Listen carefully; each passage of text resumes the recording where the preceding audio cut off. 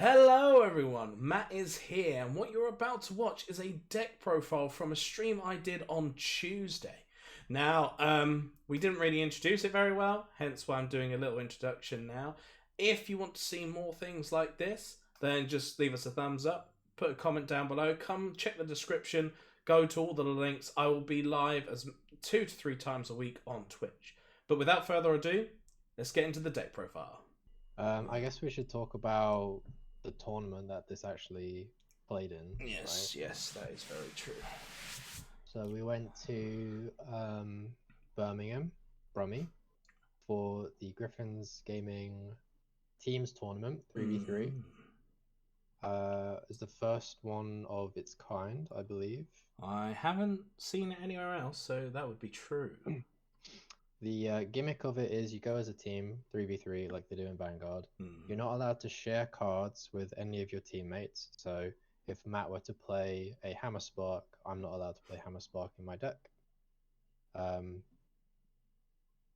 What else? So you win the rounds by your team getting the majority of wins. So if Matt and I won, but our third teammate lost, which was often the case, then our team would win the round and we'd go up.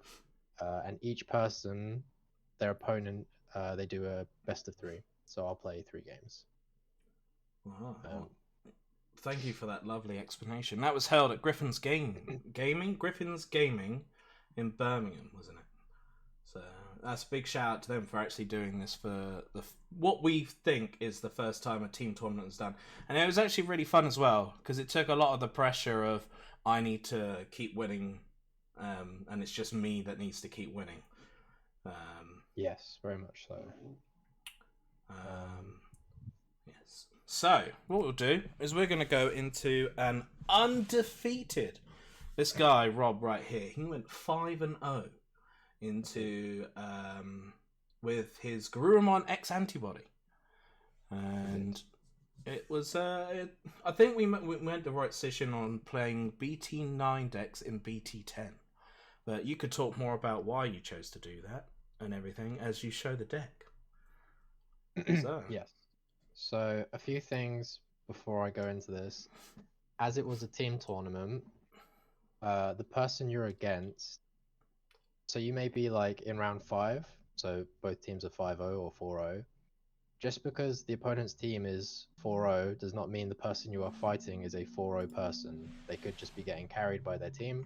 So the caliber of player that you play against varies quite a lot. Secondly, so the reason I picked BT9 over BT10 was if I was going to play BT10, I was going to play Minerva.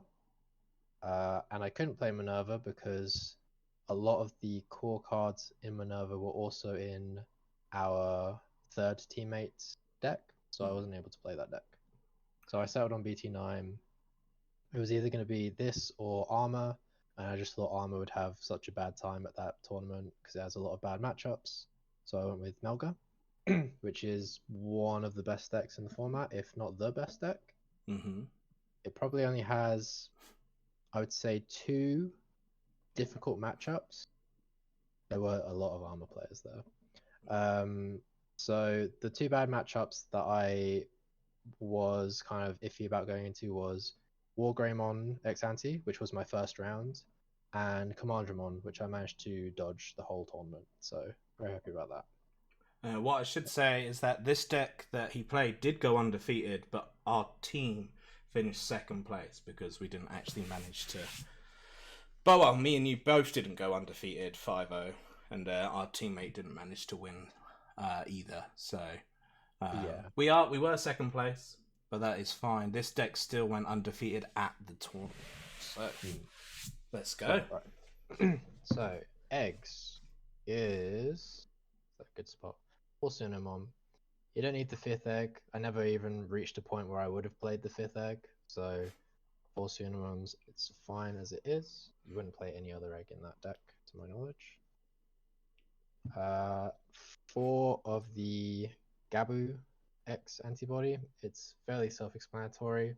It draws, it searches, it procs your Core Boys. You have to sort of play it at 4. The next one is the BT5 Gabumon Searcher.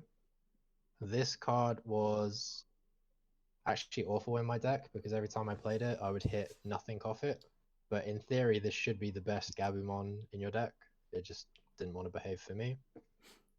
I actually won a game by hardcasting this, digivolving this on top of it to find the Omnimon to go for Blitz. It's a good way to like search through your deck quite quickly. And then the third Gabu I play is the Searcher from BT1. I play 3. A lot of decks play the +1k from the Structure deck, I believe it is. The reason I'm not is because the only matchup I thought it would be sort of relevant is the Shoutmon matchup. Because when they Sunrise Blaster, it's in multiples of 3.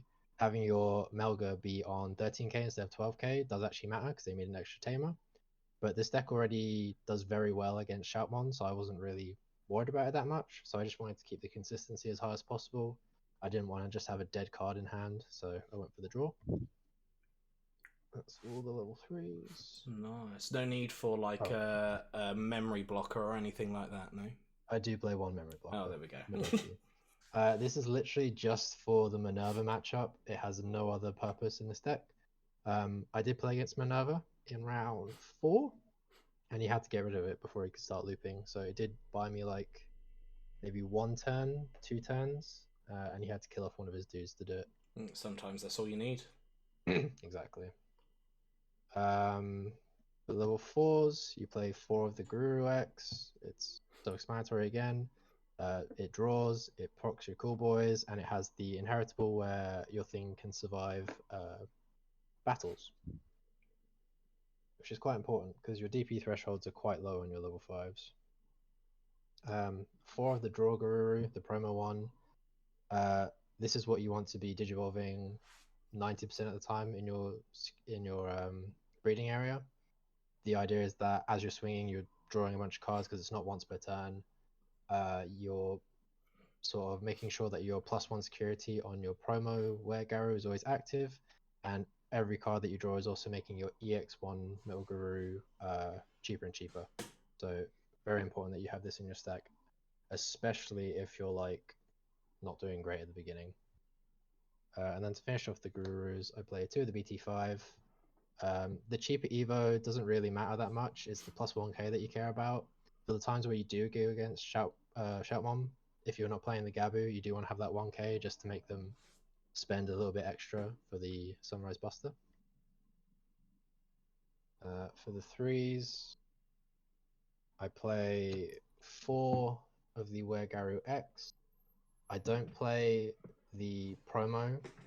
I think it's called Sagittarius mode. Yeah. It just seems a bit overkill. Like it bounces level 3, but you're gonna bounce the whole board in your turn anyway. So bouncing a 3 doesn't really matter. It does give you an extra source for the Garuru X to save itself again, but it can't be searched off Cool Boy, so it's another whiff. And also it's not needed. And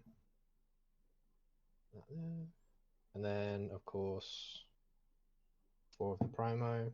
This is the main card in the deck. It's the engine. It's the thing that gives you a bunch of swings and your security +1. It's the reason why this card is £8 each and why I only own 1 of these and the other 3 are Danny's. For the level 6s, I play 3 Melga X. I tried with 4 and it felt kind of bricky, so 3 seemed to be like the nice sort of medium. Card's super good. It's probably the reason why the deck is where it is. Having blocker to finish off your turn is really strong. It even counts because it applies to the Digimon. You can give your Omnimon blocker as well, which is quite good because then it can save itself through like deletion effects, and it can save itself through battle. The bouncing is super clutch. A bunch of times I would just swing with the level 5, Digivolve straight into this with X Antibody and bounce their thing, and then you have a blocker on board, you've swung for 2 checks, and they have nothing on board, so you just get so much momentum that way. There was 2 times I played against a armor deck, and he only keeps blocker for the turn that you Digivolve him. So I swung in, got the 2 checks. The next turn, he lost his blocker. I swung in and hit a fire rocket, which its security effect is to kill a blocker. So I managed to dodge it that time, and I did the exact same thing the turn after. So this continued the trend of fire rocket having the worst security effect in the game. That is true. And then the other level 6 is the EX1 Melga. I actually thought this card was garbage when I first saw the lists. And I thought you only literally played it for the gain memory one. It gains 1 memory back for every 4 cards in hand, which is why you want to draw a bunch. But the effect to actually bounce an on deletion to the bottom of the deck is so clutch in purple matchups and against X-Heart decks and against Dark Knight.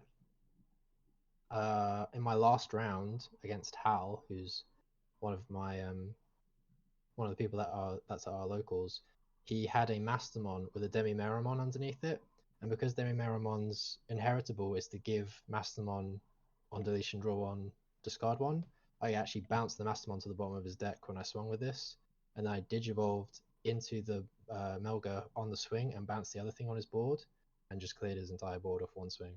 It's actually a really good card. And I'm sorry I doubted you, EX1 Melga. And then the cheeky one of Omni. I lost count of how many games I won with Omni. It's just a very cheap way to finish off the game. Even if you're not finishing off a game with it, if you know your opponent has a deletion spell or a deletion option in their hand, you can go into Omni just to protect your stack. Because unlike the Metal Greymon deck, it can't save itself from like blow up effects. It has to be from battle, so Omni helps a little bit. Is that why you don't run a hybrid as well? Yes. Well, I'll go into why I don't run a hybrid. So for Tamers, 3 Cool Boy. I don't feel like I ever needed 4. You deck out super quick when you put too many Cool Boys on the field. And if you're against something like Setcon or Mastermon that tries to grind the game out, then they will deck you out and you have no way to get cards back into deck. So 3 is fine. Any X Antibody deck is playing Cool Boy. He does look very cool. So this was the one where I was a bit iffy on it. Even up to the week before I was considering changing this, I played 2 Hero, no Davis. And if I'm not playing Davis, it means I'm not playing Hybrid, so you can't go Hybrid for game. The reason I stuck with Hero is because the plus 2k does actually matter sometimes. Getting your Garu up to 11k so it can get over the Shoutmon X5, which is at 10k as a blocker, means they have to really think about whether or not they want to stop that attack. And if they don't stop the attack, then you're just going to bounce it anyway. So it just means you don't have to get rid of the sources as many times. It also enables your ADP. I think I played Hero twice in the tournament. There was never really a good time to really set this. You can usually get by with just playing without a set 3. Options are 3 X Antibody. Card is very necessary in the deck. It's good to swing and Digivolve mid-swing. You're bouncing stuff through both of your swings, and it's not once per turn. So you can go Garu, swing into the Garu X, and then when Garu X swings, it can Digivolve into Melga X, both through mid-swing. So you can actually clear a whole board just by doing that. Also it gains a memory, so can't be mad at that. Blue Man Boost. You need this if you feel like you're going to brick, and I always feel like I'm going to brick. It's also good to play this over Tamers because it doesn't count towards Death X. So if you're playing against a purple or a black deck, or just a deck that you suspect to have Death X, you can put the blue memory boost down and you know it's not going to count towards it, and then you can choke them a little bit easier with that. 2 Hammer Sparks. The reason I don't play more, and I found this a lot in testing, is Hammer Spark is technically a neg-1. You lose a card in your hand and it doesn't replace itself. You gain a memory, but that's about it. So if you don't have the draw Garu in your soul, then you're not drawing cards as you're swinging, which means your hand size is never going to change. So if you're putting X Antibody into soul and you're putting this into play, you're now down 2 cards in hand. You might not have your Sec +1 anymore. The only time when this is like clutch is if you're on the cusp of hitting a threshold for the EX1 Melga. So say you're in like 11 cards, you can't get that 12th card. So you play Hammer Spark, you go down to 10. Melga will still cost the same as it would at 11, but now you've gained the memory to go up to as if it was 12. So Hammer Spark can sometimes come in really clutch for stuff like that. And obviously, if someone checks it in security, then they just cry because it's gained 2 memory. Same with Icefall. It's a blue deck, so you play Icefall. I don't know why you wouldn't. And then the one of ADP. I played this once all tournament. I played it against a Mastermon deck, and it stopped a Health Scythe that would have done nothing to me that turn. The only reason it's in this deck is because if you play against Setcon and you don't have this in deck, it's an auto lose for you because you can't get through their security. It's gonna Chaos deck you. It's going to minus security you. It's going to do all sorts of horrible things. It's going to heal like crazy. So if you don't ADP that, then you just lose. I was debating whether or not to take the red package out because although EU is a lot more control centric, and we do play like more security control decks than say like the US that are more OTK centric, I was still kind of skeptical about how many people are actually going to play a Setcon in the team tournament. I brought it along just in case because if I didn't bring it along and I faced against Setcon, I'd be annoyed that I didn't bring it along. But this was pretty much a brick the whole tournament. That is the whole deck. My matchups were Metal Grey, which was a really tough matchup against Gordo, who actually has a channel. He does. Go check him out. Yeah, we'll put the link down to him in the description as well because he's a pretty cool guy. It was not we just found him yesterday. We didn't realize he streamed. So yeah, well, shout out to Gordo Games, and I think he's part of the Legion as a team. So yes, Team Legion. My second matchup was Dark Knight, which was a super easy matchup for me because you're not deleting this stuff, you're bouncing it, so they never get any of their like engine going. Third game was Armor, again very easy. You bounce their Magna when you Digivolve into Garu X, and if they have Magna X, then you can swing and then mid swing Digivolve into Melga X and bounce the Magna X. He did misplay very heavily because he didn't know what my card did. He swung in with his Armor. I blocked it with Melga, so now it's rested. He Armor purged. He then finished off his turn by going into Magna X. He didn't realize that when it goes to my turn and I unsuspend it, it actually bounces it at that point as well. So I bounced his Magna X as well. Fourth match was Minerva. I'm very comfortable with Minerva because I played it a lot myself. It's very easy to get rid of their boards. Again, it's a case of they're not deleting, so they're not getting their effects, so they're not gaining any advantage. You're just bouncing everything. And then round 5 was Mastermon, which, again, a quite easy matchup for me because you're bouncing stuff with Undeletion. I only dropped 2 games all tournament. One was to Gordo. He took the first game off of me and he scared the crap out of me. And the second one was to Minerva because I absolutely bricked, and then I continued to play like garbage after the brick. So yeah, I technically went 10-2, but my score was 5-0. There we go. All right. Well, thank you for doing the deck profile for us. Obviously, still going undefeated technically with a 5-0. It's still good, and dropping only 2 games in what? How many that would do? 12 games in total. I mean, you can't really scoff. So Can't scoff. There we go. But yeah, that was the Garurumon X Antibody deck profile. So yeah, get yourselves down in the description. This will be on YouTube as well. I am streaming live on Twitch. My link will be down below. So will Gordo's as well, and his YouTube channel and everything. Leave a comment on what you think to the deck, and we'll see you in the next one.